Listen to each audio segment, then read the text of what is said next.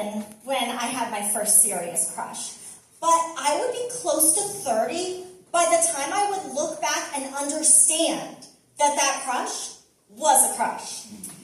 It was the year 2000, and I'll say her name was Kelsey.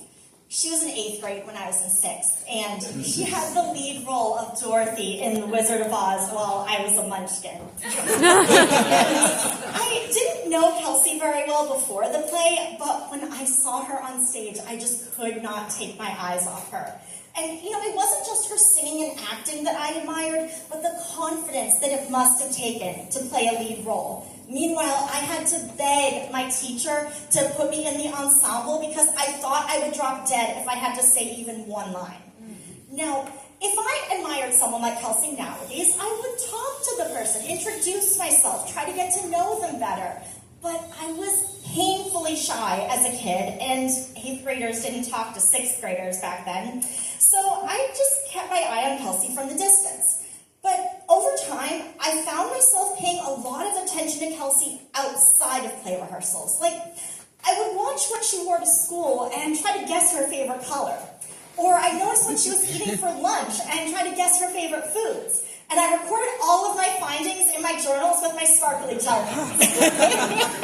And I had this personality quiz book for kids. I'd already answered all the questions myself, but I went through it, tried to guess what Kelsey's answers would be, and then I made up an equation to try to calculate how alike we were. And in play rehearsal, in the final scene of the play, Dorothy goes around shaking hands with all of the Oz citizens.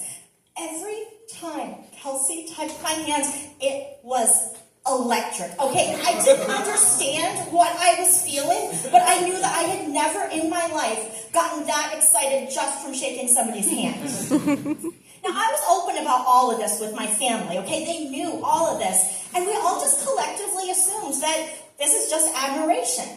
Nobody ever said, hey, do you think you might have a crush?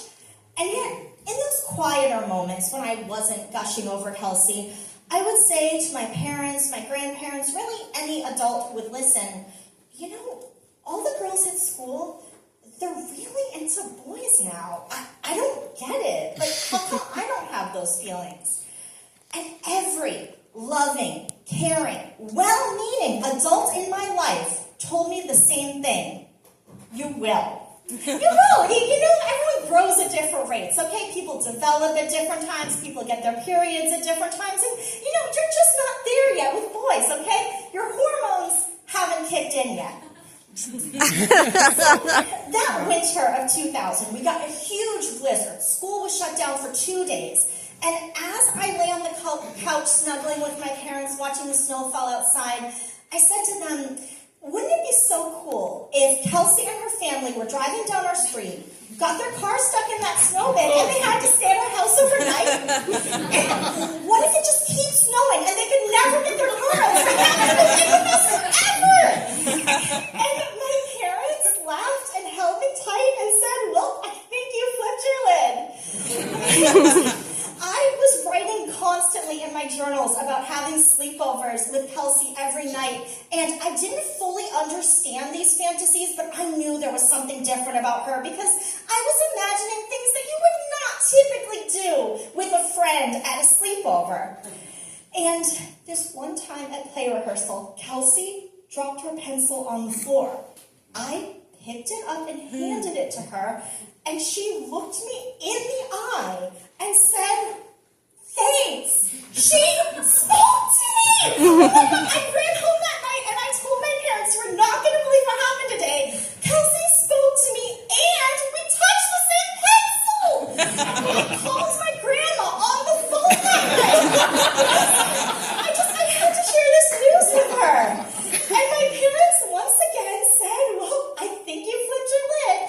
And my grandma said, well, I'm glad you're having a nice time in the play. But nobody ever said, hey, Nikki, do you think that maybe, just maybe, you might have a crush?